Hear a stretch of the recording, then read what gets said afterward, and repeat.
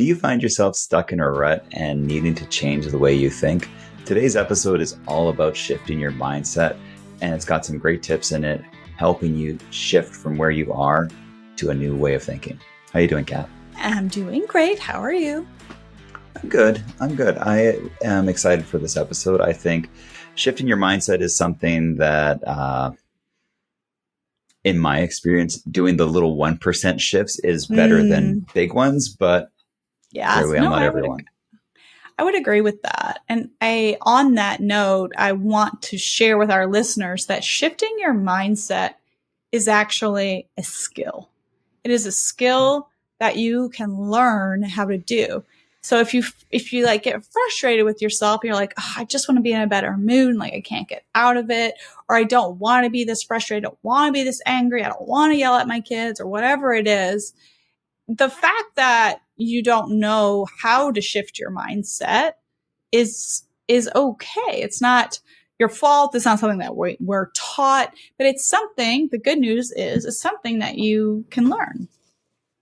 Yeah, it absolutely is. And I think as we get older, our mindset tends to get stuck in park. Using the shifting car analogy, which I probably am going to beat on pretty harshly right now. But when you think about it, yeah, the older you get, the more we get stuck in our beliefs, right? We get stuck in our mindset, and things are just the way we see them. And when you want to change who you are and how you are, you have to have a little bit of an opening for a different way of thinking. And shifting your mindset is a lot easier when you give yourself permission to be bad at it at first, like anything new you're learning. Yeah. And the predominant thought in the personal development community, and something a lot of people teach, including us, is that your thoughts determine your feelings. Everything that you feel comes from a thought that you have. And by that definition, it sounds like a piece of cake, but by that definition, all of us could just think some new thoughts and have some new feelings. If you're upset or you are having a hard time, it can be really hard to do that though. And one of the things you can do is, instead of trying to go from sad to happy, angry to joyful, the good news is that there's a lot of in-between feelings. That's right. And I think that's a nice way of giving ourselves permission to not get it right. And, again, to use the car analogy, you go from reverse to neutral to drive, because if you went from reverse to drive, you're going to it ain't good for the car. And that's, again, right, all I know about cars. So when you look at these things and you are going, okay, you know what? I'm trying to think of a good time. Let's say you're bored. You're sitting at home. You're like, this is boring. I'm doing the same thing I've always done.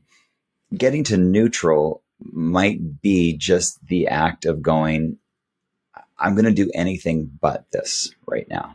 I don't have to like it, but I'm going to give myself permission to change in this moment and shift into something else. And it doesn't have to be anything that you actually like. It's just a matter of kind of taking that step away from where you are. I like that. Yeah, you don't necessarily have to go from completely bored to doing cartwheels in your living room. You can just go from completely bored to, I don't know, organizing your sock drawer, which might be boring, but it's something else to do. And like with the shift might come another shift, until you can get to where you want to be. This is also something that's pretty common when people have negative views about their body, their weight. They might have the belief that if they were thin, they would be happy. And maybe you want to think better about yourself and your body, but you can't look at yourself in the mirror and think, I love my body, because maybe you've spent 30 plus years hating it. So it's really hard to go from I hate my body to I love my body, because that's not coming from an authentic place. And what we teach is that you have to be authentic to how you really truly feel. And so, an example of a neutral thought that you can move to is, I have a body, or my body is alive today, and I have a body that moves, right? That is Yeah. a true statement. So you're being authentic to yourself, but it's a neutral statement. It has no hate, no love. It's just a place that you can be until you're ready to get to the I like and I love. I like that. It's, as you said that, my brain had it had a little fight, which was interesting because it really wanted to be good or bad. And getting to that neutral place, it kind of negates the brain's attitude of going, well, no, it has to be one of these things. And you gave me a different option there. And that neutral option is so good because I think going from, no to yes in anything like that, or negative to positive, it's such a far leap, right? It's a chasm. I don't know why I'm using that word.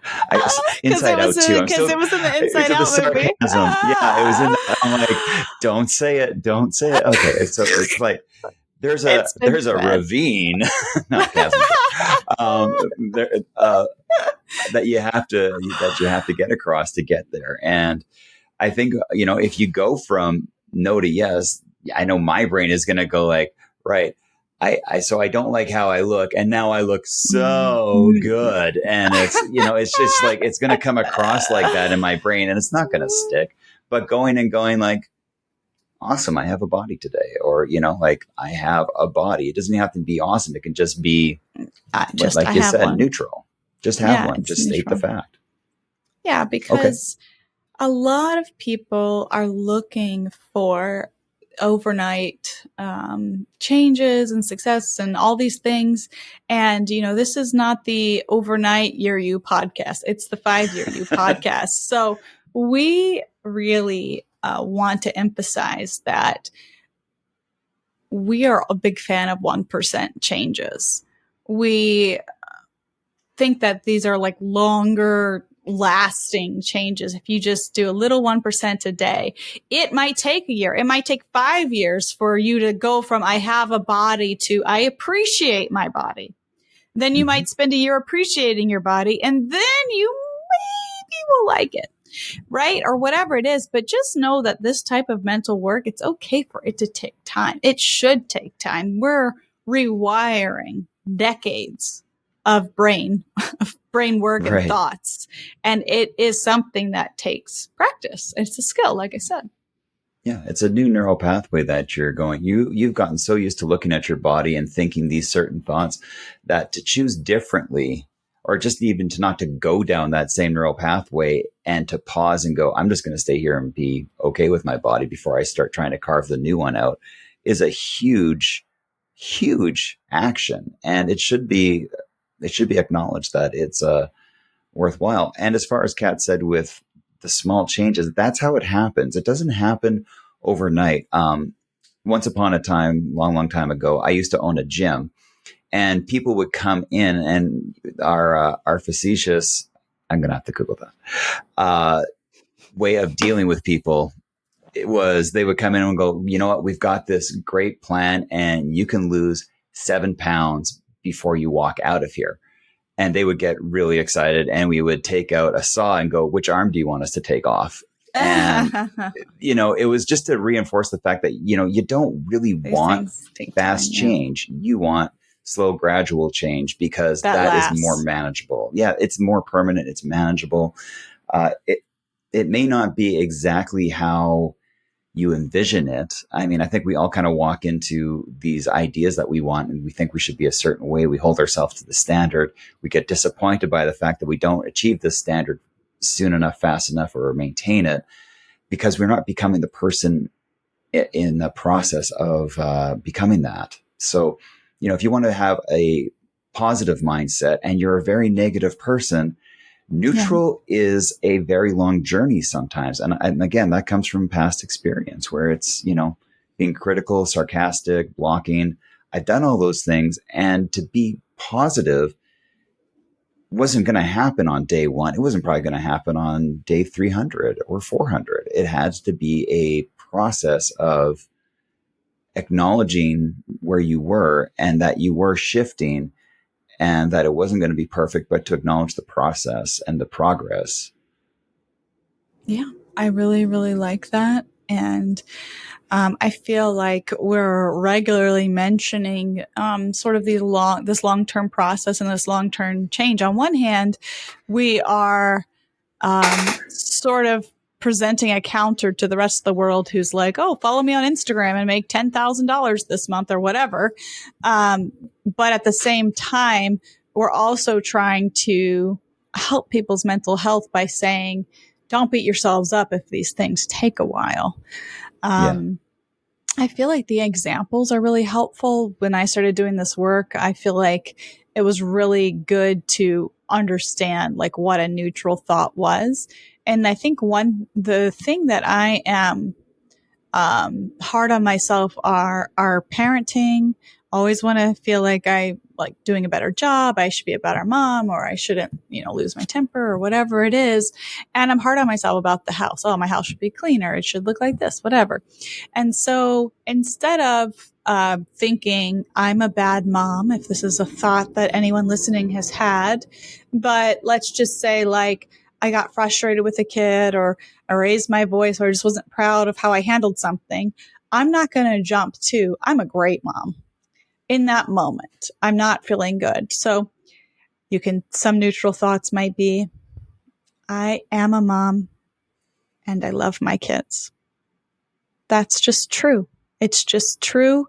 And it's neutral with a bit of positivity because no matter what happens each day, and my kids know this, no matter what they do or what I do or whatever, there's nothing they can do to make me stop loving them. So that's a true statement, right? Or you can say, I am a mom who provides a safe home for her kids, or whatever it is.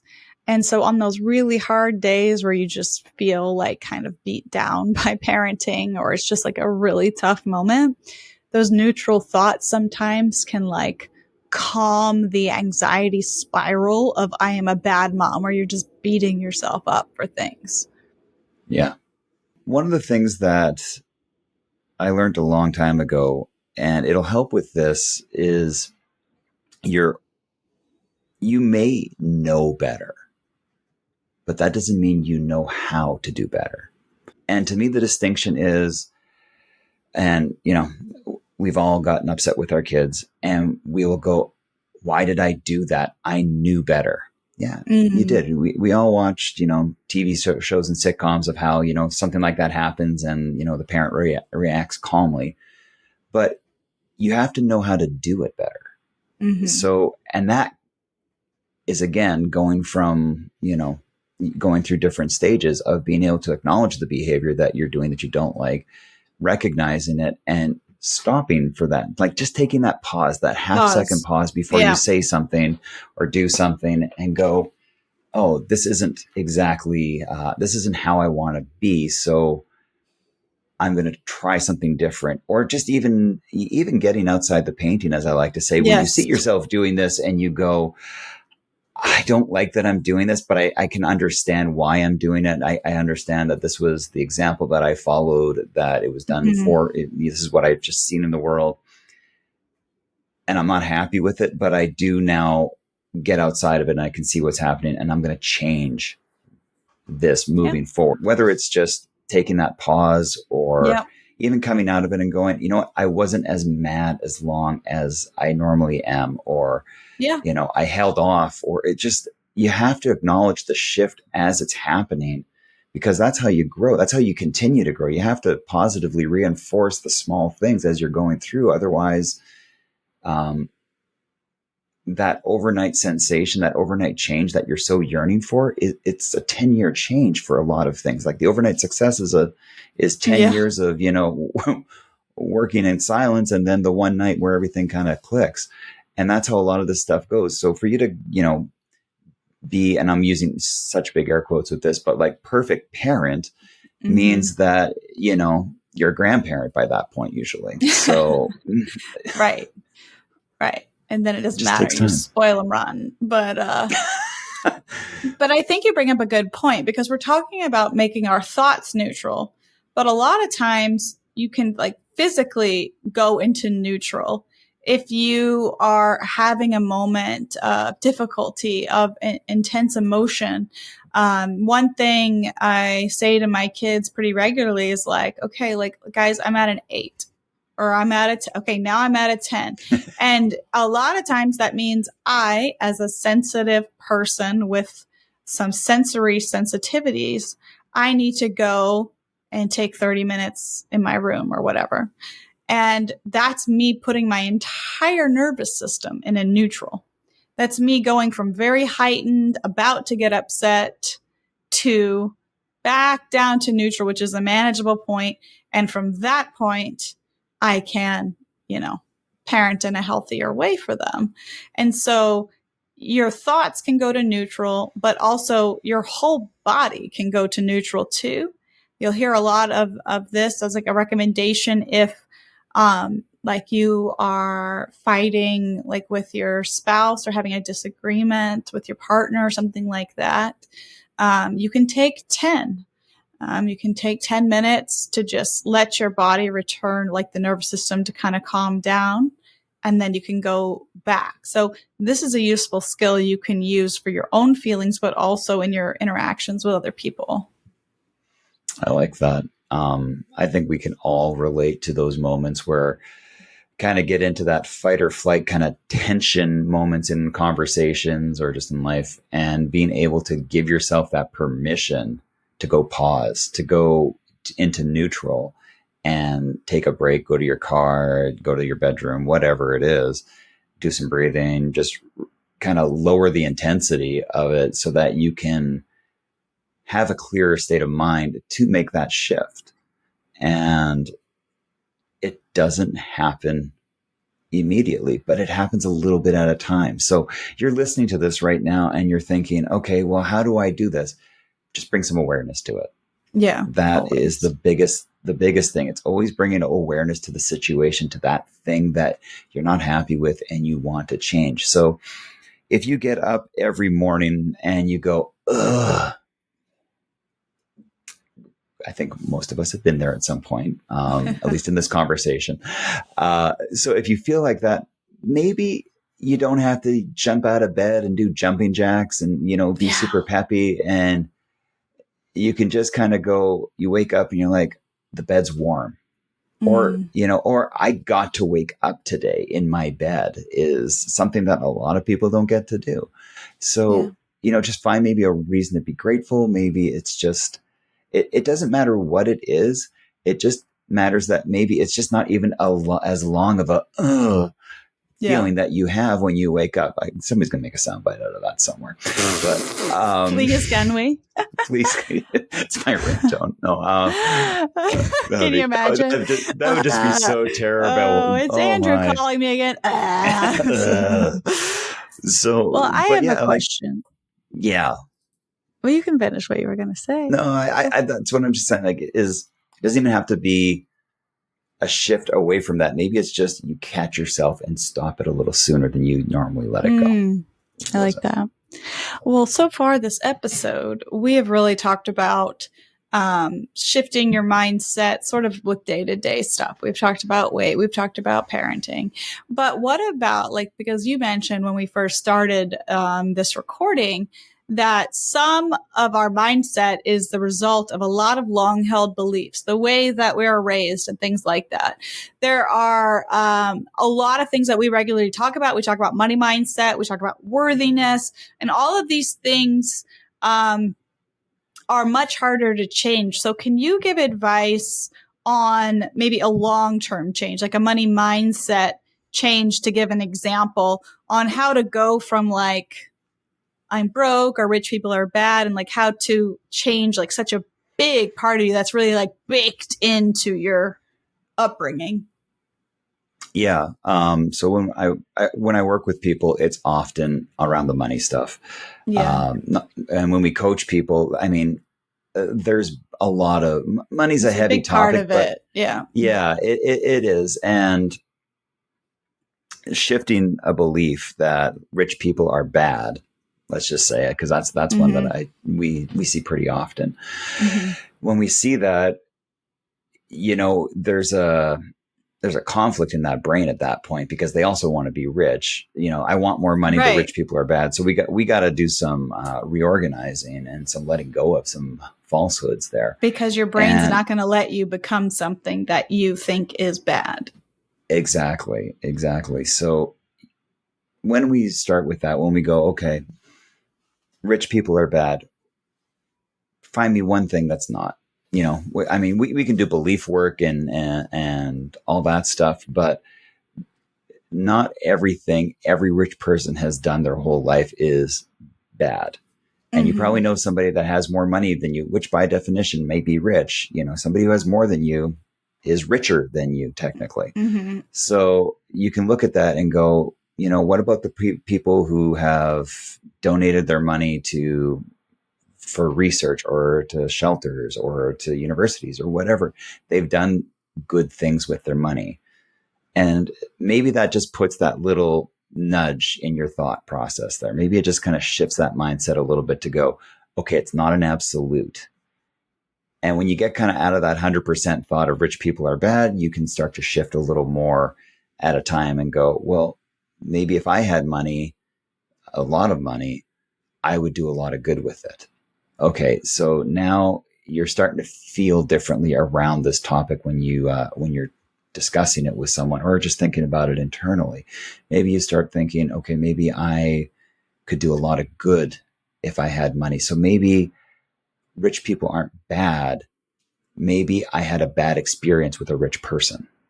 Mm. Maybe the stuff that's shown to me on the news and in media is the negative things, because that's what the news is. It's not called positive news. It's the 1%. News is the difference of things that just don't usually happen in the world, and the 99.9% of stuff doesn't go televised.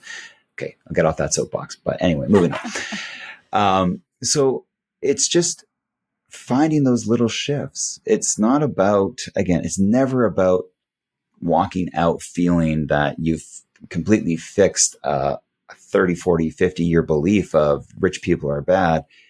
It's coming out going that, acknowledging that your belief may not be accurate, Mm. and that you can choose a different belief by thinking differently around it. And once you can see that, it's kind of like you just got to get that door open just a Yeah. crack to let the light in. And as soon as that happens, you're able to make bigger changes, because you realize the door, it's actually a door and not a wall. It can open and you can move into a new place. Yeah. And I like that. And if you start to realize that some of your long held beliefs, if you start to recognize that they are actually holding you back from achieving your goals and living the life you want to live, well, then you start looking at them differently and you don't hold so tightly to those beliefs anymore. You start to say, is this the reason why I haven't reached career success, business success? Is because I'm actually afraid to become wealthy. I don't want to be like, one of those jerks who cut me off in their Ferrari or whatever it is.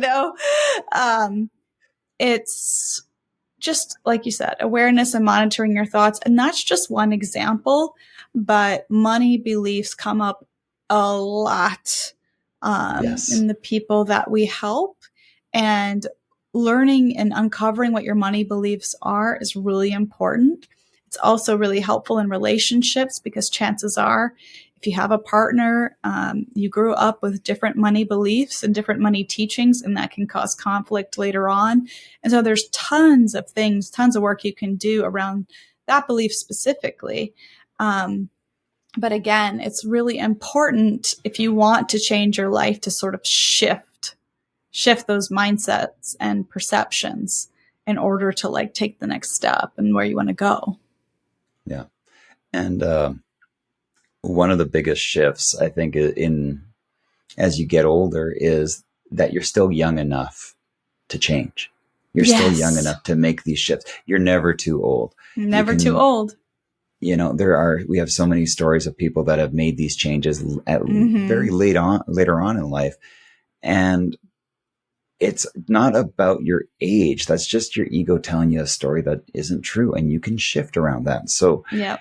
if you're hearing this and you're like, I don't know if I could do this, I'm this age, or you don't know my situation, or you don't know my friends or my family or my spouse or Yeah. whatever, just acknowledge that you can change. That's it.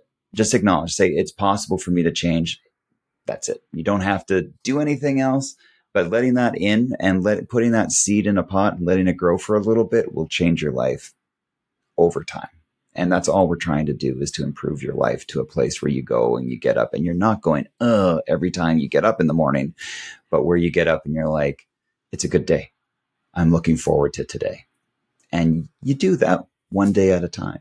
And it happens faster than you think when you look back on it.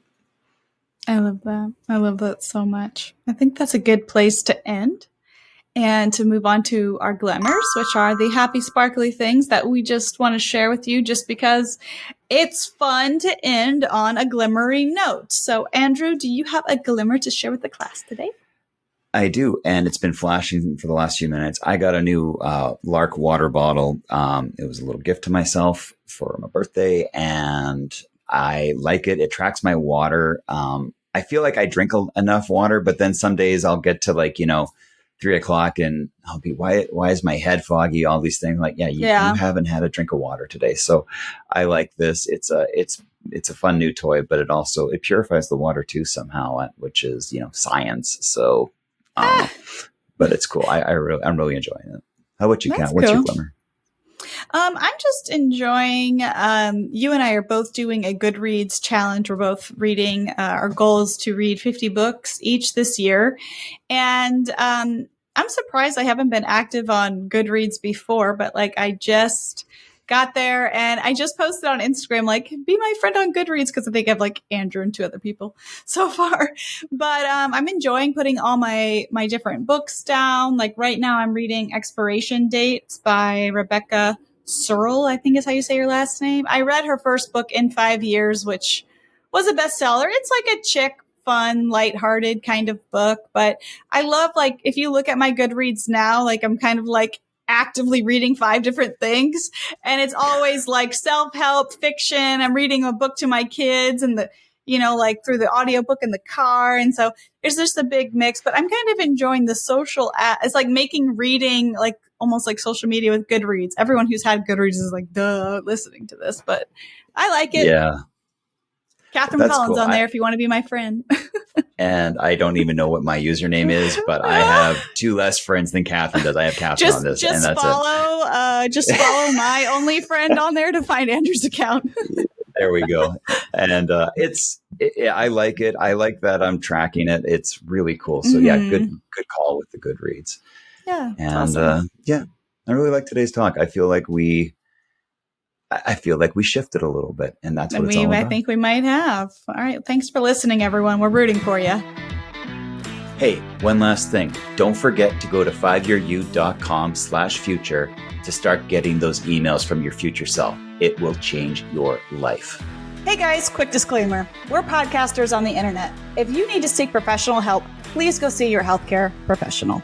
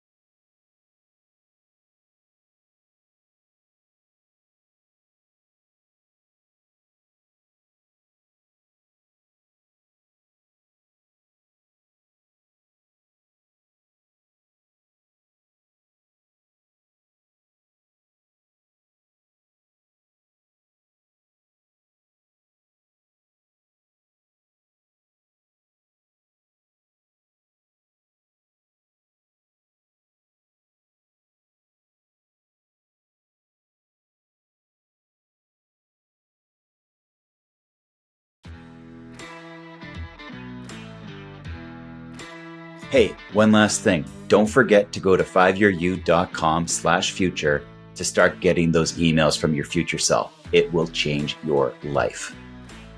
Hey guys, quick disclaimer. We're podcasters on the internet. If you need to seek professional help, please go see your healthcare professional.